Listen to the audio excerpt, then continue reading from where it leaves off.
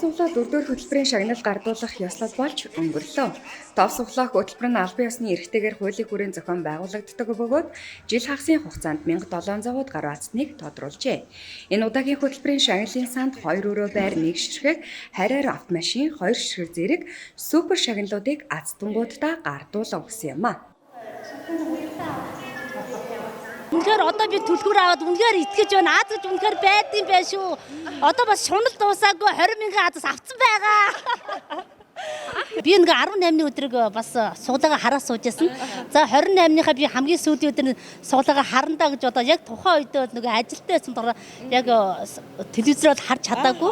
Тэгээд ерөөсөө яагаад ч юм те өдрөөс хойш бүр нөхөртөг би гэгэлзээл гэрт дотор ингээд охин минь урдгээл зөгнөөл ээж би танд гинтийн бэлэг барь бити уурлаараа ээжээ гээл. За чи ээжгээ сэтгэлийг ухаалж чи даралт гэсэн шиг үсэн чи надад байн бай тоглоод байсан.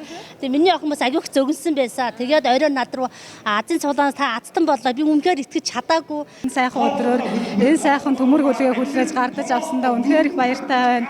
Аз гэж үнэхээр байдаг гэдгийг өнөөдөр биеэрээ мэдэрсэн. Тийм болохоор одоо энэ 4-р хөтөлбөрийн туршид суглаанд оролцоод азтан болоогүй ч гэсэн та дараагийнхаа хөтөлбөртөө азтан болно гэдэгт би итгэлтэй байна. Би 2 дараа нэмэх нь 3 суглаатаа болоод машинтай болсон.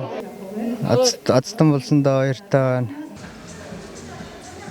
Тов суглаах хөтөлбөр өргөжлүүлэн Азийн 10 байр нэртэй 5 дахь хөтөлбөрөө үзэгч та бүхэндээ хүргэж байгаа юм байна.